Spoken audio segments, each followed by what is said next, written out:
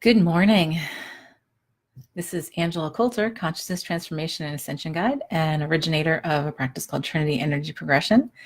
And I am here today to bring you this Living the Shift broadcast on the beginning of spring. Well, we're in the beginning of spring, and we are looking at rebirthing, right? So depending on what you follow, what you believe, we had this full moon. There was a whole like where it was placed, it's 0 degrees, has all this kind of stuff, right? Blah, blah, blah, blah. Whatever you want to believe, whatever you want to look at, whatever tools you use, that's great. But anyhow, we're in this energy, this shifting of into a new place, right? So, I've talked about this. My friend and I talked about this in my other podcast, The Sender World, a couple weeks ago, about the idea of that we shifted through into another dimension, like back in 2012. Well, guess what? Like, my understanding is we're getting ready to do that again, and it's going to be an even bigger change, right? So think about all the changes that have gone on in the past 7 years, and then we're going to have even bigger ones coming. So in that rebirthing, and I keep on thinking of that as we're continuously rebirthing and expanding bigger and bigger and becoming more and more of a blossom of what we are here to become in unity. One of the biggest things that sometimes still holds us back when it comes down to it at the end of the day has to do with expectations, right? So we can talk about, creation, right? People use affirmations, and the Trinity talk about creation statements and then intentions, and holding ourselves at the vibration where that's our reality, whatever that creation is. And so we have a lot of things that we do, and then if it doesn't turn out the way we think it's going to turn out, then we're sort of like disappointed. We get frustrated, then we question ourselves. We wonder if this stuff is working, if I'm powerful enough, all that kind of stuff, right? So let's talk a bit today about this, because this is a really big, it's a little thing, but it's a big thing because it makes a lot of big changes in terms of how we look at it and how we maintain it. So one of the biggest things, like I always say, and I say this in a lot of the things that I talk about, is when we say, it's not what I thought it was, or I think it's this way, I always say to listen to our own words, because the words have the vibration of the meaning right behind it. And when we thinking comes from the mind, which is part of the ego, and it's a perception based and separation identity. Okay, not wrong, just to look at it, just important to look at it that way. And often when we say, I think this, or I thought this, it's because of something that has been given to us definitively, or that we believe definitively has to be. And what that equals really is expectation. So it's what we expect. Why do we expect it? Because we were told it's this way, because we've had experiences in the past where it's a certain way, because other people have had it this way, because there's because we read about it being that way, because we see it in the movies, because we see it around us, we see it, in media, which these are things that we continue to believe outside of us, right? And so then we go back to this whole thing of, okay, so if we are creators of our reality, right, the first place to look is on the inside, right? And so that's where we go back to the basis of, listening to our guidance. A friend of mine said to me the other day, well, I've turned to just using the term listening to your gut, because people get that. But if you say guidance, they think that's a little bit too, woo. And I'm like, well, I don't know. I am what I am. That's what I call it. But it doesn't matter. It doesn't matter if you're listening to your gut or whatever. That's your guidance. That's your higher knowledge, right? It's when we put all of these externalizations that we've learned or listened to or believed and brought into our own as beliefs, right, that we hold a limitation through that. Because through those beliefs, we have expectations. And expectations limit us. Believe it or not, expectations really do limit us. So think about it this way. Expectations are like this. I say, I'm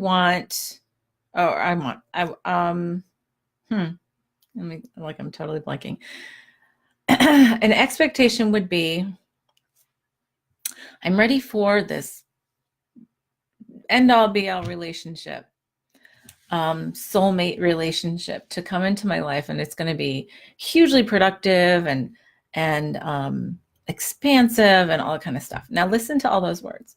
So one would think in expectation often that in saying that, it's going to be this, picture perfect romance novel movie kind of representation.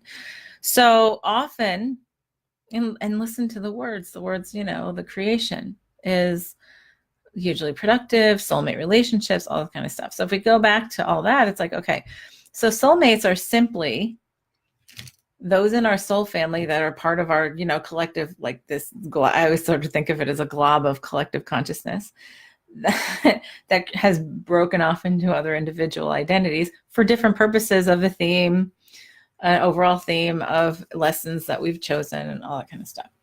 So when I look at the term soulmate, I think, okay, so another facet of me embodied in a different way. And if they're there to provide a certain number of lessons for you or a certain kind of lesson, because out there we said, okay, like my goal is to do this and to get to this end result in this life, say, right? And to do this, to get to this point, I need these catalysts. Now, who's going to be these catalysts for me? And so a soulmate stands up and says, okay, yeah, I'll do it. And sometimes this, it's sort of like, well, it could be ugly to the ego and not feel good and feel uncomfortable, but it will be the catalyst that you desire to have for that set of lessons. So guess what? Then we come into this lifetime, we're embodied, this part of our consciousness is here. Now we know the connection, we know the agreement, we know the goals outside of here. And so when we say, I'm ready for a soulmate to come in, and be productive and expansive and all that kind of stuff, and we're thinking, again, that magic word thinking, which goes back to the ego and separation and limitation and whatever, that it's going to be this beautiful thing. And it turns out that you have somebody that comes into your life, and it could be one of the most challenging relationships you've ever had. Could not necessarily be a romantic relationship, could be a very close friendship, could be a peer, a work relationship.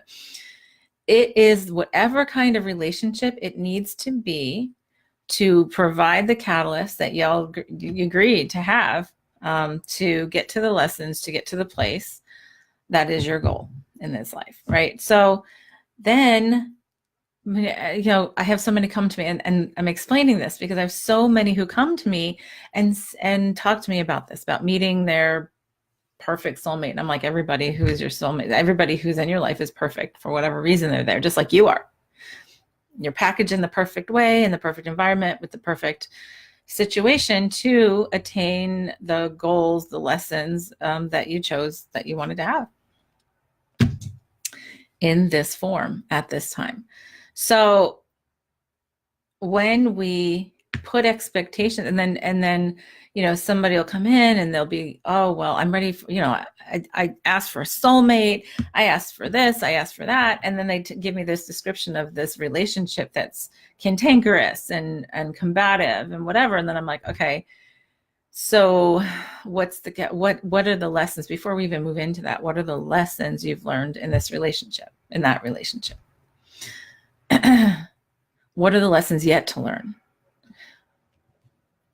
Because whoever it is who's in your reality right now is perfect for whatever vibration you were holding to learn whatever level of the lessons you are, right? So when we start saying that, because when we start really looking at things from this place of I create my reality, and so therefore everything in there is perfect, then the key is to let go of the expectations, to say, okay, so maybe I believed I needed to learn this. Maybe I needed the catalyst in this way to give me the motivation or whatever. Well, what if I shift myself into a bigger place of self-love and confidence and remembrance and knowledge that I can do anything on my own, right? Without the dependence on somebody else to complete it, well, then your relationships change. And then they naturally get to be a higher vibration, because then you're shifting your own vibration from within, and what you project out reflects back. So then it becomes a much different interaction. So that would be an example of all these things, of these expectations, right? Because then, like how many times people said, well, when am I going to meet my soulmate? Same thing with the twin flame, which I could do an entire month of shows on that, but not necessarily what people think it is. And really, that's the thing to always really be careful. So when we set our creations, right? And that was just an example. I sort of got off a little bit off, but it really was just to make a point. So another big one right now that's going on with many is, okay,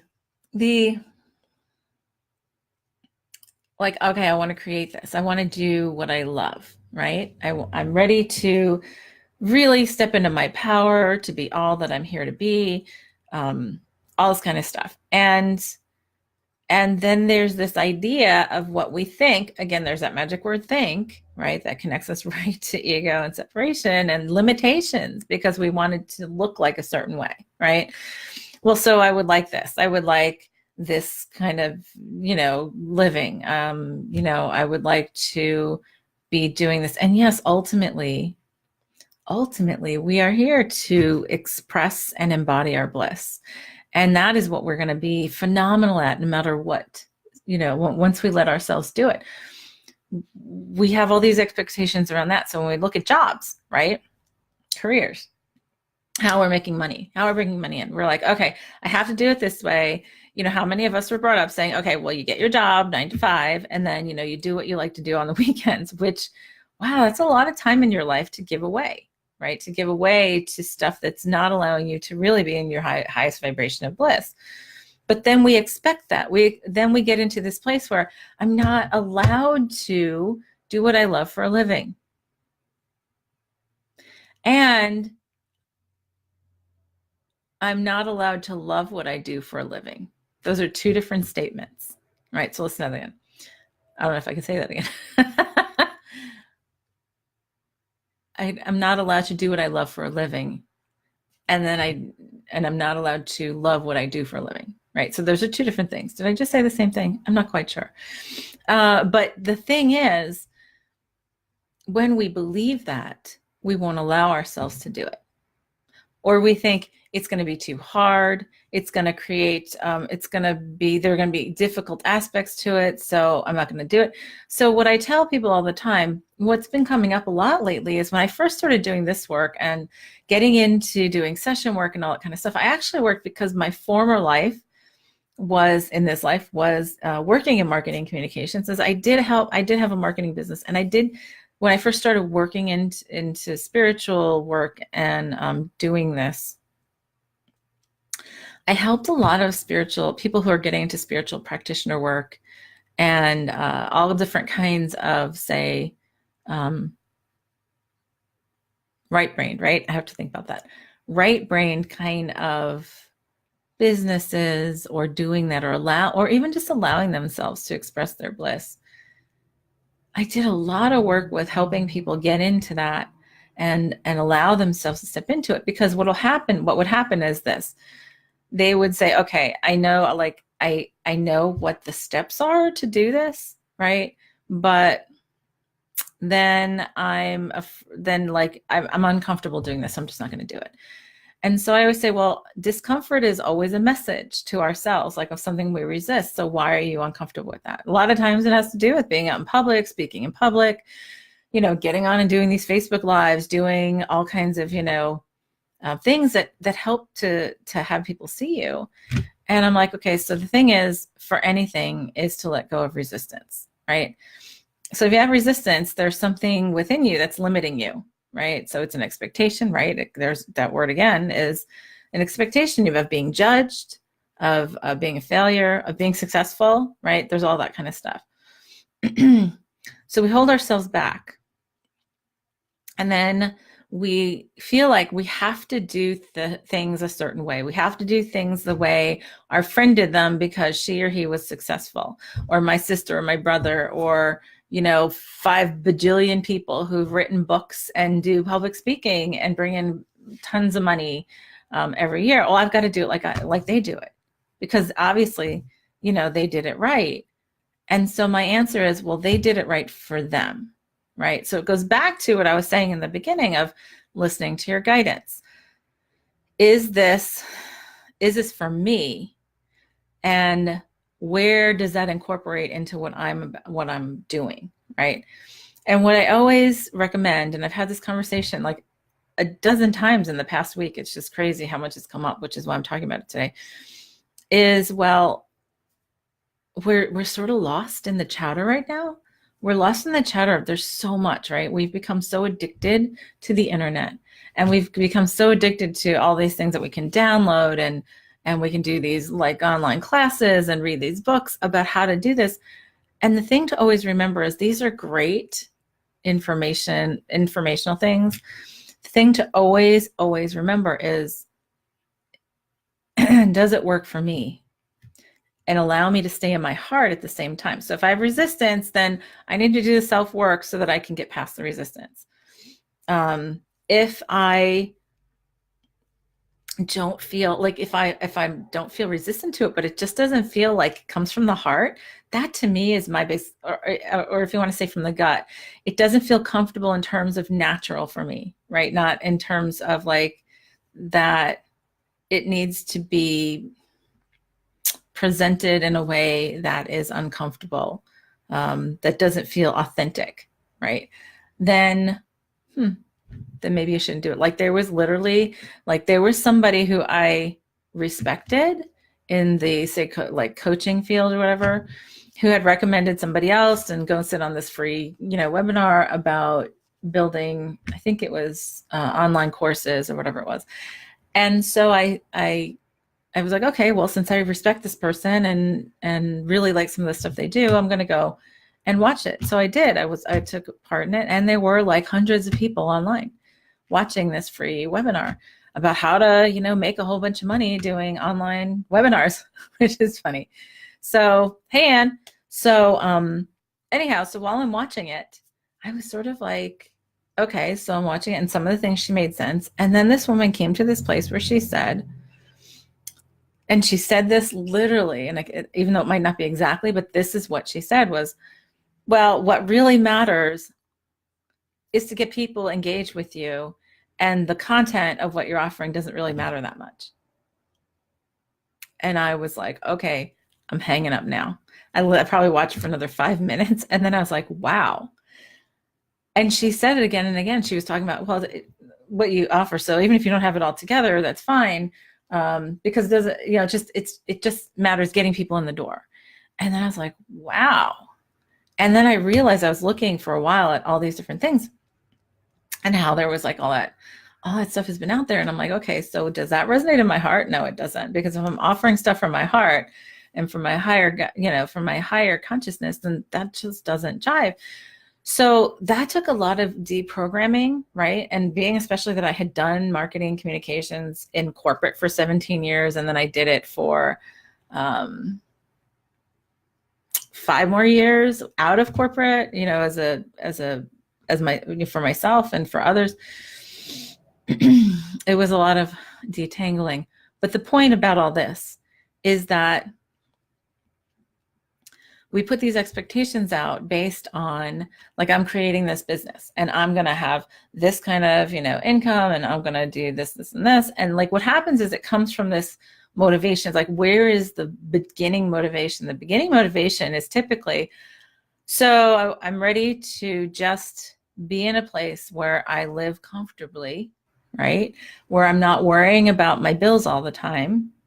And in doing so, I can be free to be happy and express my bliss and embody that.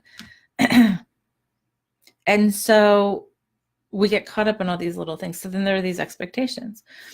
So sometimes what happens is, while we're aligning with that, there's a lot underneath that, right? Because at the end of the day, when we get to the point where we trust that the universe or our higher self takes care of us all the time, when we truly trust and open our hearts to allow that, then we don't worry about the bills. We don't worry about what's going on. We're guided, and or you want to follow your gut, like it comes up, things come up. It just sort of falls together when we allow it to.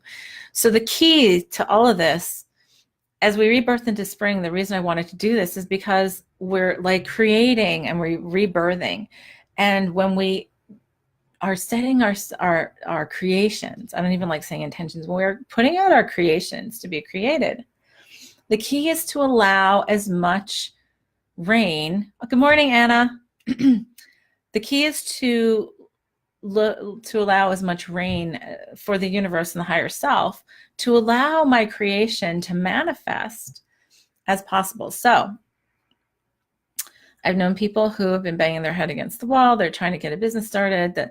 And so there could be a whole bunch of things that are holding them back that they still need to work on and release themselves from and put themselves under pressure and expectations. Pressure equals expectations. Expectations is one of the most challenging and limiting words and energies that we have, because it really limits and distracts our energy into places that are unimportant.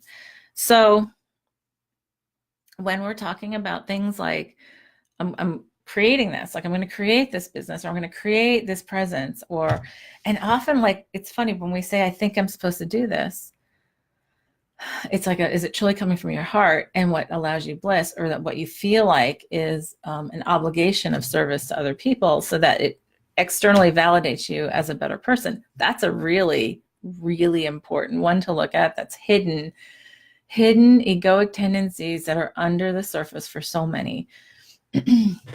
Because when you truly embody your bliss, you do so in such a high vibrational, effusive way that no matter what you're doing, it is going to give the permission of everybody around you to do the same. So if you say, okay, if I really love to do this and this is my goal, because it does allow me to embody my bliss, and you're hitting up against wall, like, of course you're going to look at, well, why am I doing this? What are my limitations? So sometimes what happens is, okay, there's still a big lesson here for you to learn. And you're hitting these walls because even though you see the bigger picture and you know where you're going, or you feel where you're going, I like to say feel where you're going. And yet you're bumping up against walls. So there's obviously some lesson that's in the way that you're blind to in some way. And that, I'm telling you, this happens with the most conscious of us because there are such deeply embedded things. And then we say, okay, so like what I tell people is when we get visions and understandings that don't make sense in context, we say, okay, I'm going to just put this on the shelf. So maybe you say, okay, well, I'm working toward this and I'm going to continue practicing this and give myself every opportunity to practice this. And in the meantime, so for the 3D, for the 3D comfort thing, right? Or like being able to feel like at ease, right? I'm going to allow myself to do this. I'm going to allow myself to be open to all possibility. And even if I might have to work and do something in a different place than where I think I'm supposed to be going, I am going to commit myself to still creating this ultimate creation. And I'm going to allow myself, okay, I still have to pay my bills while I'm still figuring out like why I'm hitting banging my head against the wall. So maybe I'll take a part-time job. Maybe I'll take a job and doing something else for a while. And I say this is okay too, because we then feel like we're a failure by doing that, right? So I've seen that happen as well. And I'm like, okay, not everybody goes right into the business. Not everybody gets right into the place where they're making money in a way, or that they're being supported in that way so that they don't have that concern in the 3D, because we are still physically here and we do still have electricity bills to pay. Very few of us live without that anymore. And so, then we can reassess how we're living. Like I say these things to people too, is, obviously we also can live off of a lot less than what we think we can, especially in the United States. So what's really important is to look at what we need, think we need. Think of like what the expectations are there, right? Do you need that like really expensive car, really expensive house, really big house, all that kind of stuff? Do you need all that stuff? What if you downsized and then your financial needs became a whole lot simpler? Things like that, right? So there's all these things to reassess. But a lot of times when we have these expectations, we blind ourselves to all these other possibilities. And it's like, okay, what if I allowed myself this bandwidth to say, okay, all right, I'm working toward this. It might not be working for me right now, like, or it might not be bringing in or supporting me in the way that I feel like it is right now. Again, I always say, then look at your beliefs about being supported. And then maybe for the time being, I'm going to put this on the shelf, even though I'm going to keep my focus on it and let myself do something else. Sometimes we need to give ourselves a break too. Like maybe you say, oh, I'm going to take a job for 6 months or a year, right? Which is a blink of an eye today. And then you go and you can do that. And a lot of times what happens is when we allow that, and we don't do it with resentment, we do it with that allowance of opening possibilities, opening our heart to say, okay, I'm going to allow this because, and a lot of times it just comes up in our realities, right? And then it's like, okay, is this a test for me to not fall into a pattern, or is this actually an opportunity for me to alleviate this distraction so that I can focus on this in my other time? So the key is to say, all right, I'm going to allow this, and then I'm going to take my time away from this to focus on doing this more and more until I can then leave this, or give yourself a timeline. So a lot of times what happens is that things then start to align. You'll meet people. Sometimes you need to take that little part-time job or whatever because you need to meet a certain person that actually will help you to further this other thing that you want to create or that you want to be in. Or sometimes you can actually work in a company with somebody else and actually do the things that allow you to express your bliss, right? Embody your bliss. There's all kinds of things, but the key is for us to turn that back around to ourselves to say, okay, if I allow, like, this is my creation, this is what I feel from my gut, from my heart, my whole self, this is what I would love to do, right? Now, if it feels full and wholesome, like meaning that it's coming from within you and that you're in thinking about it, it makes you over, spill over, and emanate love and just be all kinds of giddy about it, then that's coming from a blissful place, right? So you can trust that. If you're doing it because other people expect it of you, if you believe that it'll bring you some kind of salvation or salvation or valuation, then that's something to reassess and say, well, I need to look at this from a place of, it's important for me to look at it from a place of, why do I feel like I need that? Because when we get to that place of doing stuff that's our bliss, we can just say, I would do this 24/7. I could do this all day. And because it takes all these hours to do it or whatever, and it doesn't even matter because to me, it's fun and I love it and I'm passionate about it and it's great. And then what happens is there's nothing you can do. There's nothing you can do that wouldn't make that awesome, whatever that is that you're doing. And it's such a difference because, I did work in corporate and I did something that I liked. And a lot of people do that. Oh, I like it. I hear that all the time. I like it. I'm comfortable. Yep. Sarah says validation. Yeah. The validation outside of us. We do so much based on the motivation to be validated by others. And so when we say, you know what, I am going to be comfortable in myself, and I know that I am divine and I am perfect and I am worthy of being blissful and being supported, I am going to trust whatever, however that looks, even if it doesn't look the way I think it does, right? If it allows me to follow that heart feeling, that expansion feeling all the time, that's great. And and the other thing that I've been learning myself to really look at is it simply, am I doing it because I would do it whether nobody was watching or whether nobody cared or whatever? And the answer is yes. Well, then you're on that track, right? And sometimes it doesn't look the way we think it looks too. So that, again, the word think and expect, it's sometimes we say, I love to do this. I love to do this so much. And I will say I've been doing what I do for 8 years full time now, and I love it. I am passionate about it. And so, but it's constantly, and it's constantly evolving and fine tuning and expanding into areas where I really, really love. Now, I really love overall, I love what I do, but there are some things I love less.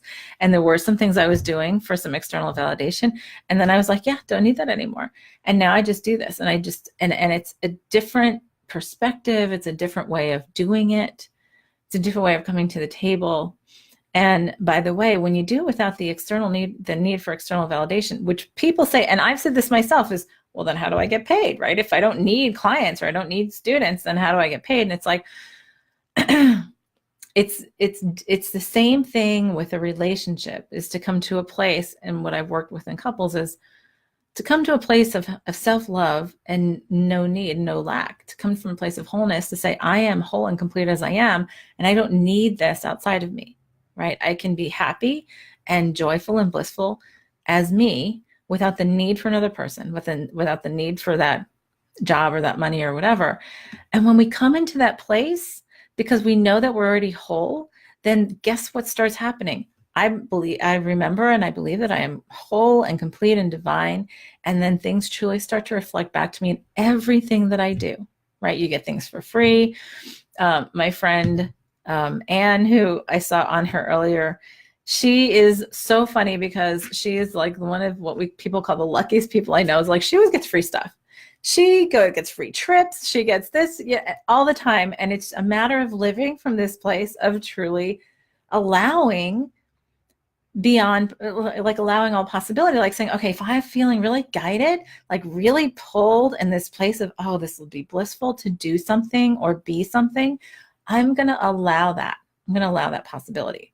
And I'm going to hold myself in that space. And my focus is going to be on allowing my focus is going to be on ensuring that energetically I am in the best place to be able to reflect that back to me. So that means I focus on my self-love. I focus on unconditional love and opening myself up and releasing and freeing myself from limitations and expectations, and simply just being that, right? And when we do that, I just totally lost that thought. When we do that, though, it takes away a lot of energy that we put toward worrying, because then we trust. It takes away and then, by the way, not only do we trust, but then we can find fun in it because we're letting go of fear of what could happen or couldn't happen, or the lack things that we can imagine, and instead say, well, how about if I imagine all the awesome things that could happen, and not even like imagine them all, but allow them to happen. And then we laugh, because when I find every time I do that, and I go into periods where I'll just put that in my journal every day, I allow a possibility in this creation. And I let all the synchronicities happen, and then I laugh because I think it is amazing and such a fun game to be in. So play with that this week. Look at the stuff where you're getting limited by your expectations, right? And that you're putting so much energy to an expectation that you might be missing stuff around you.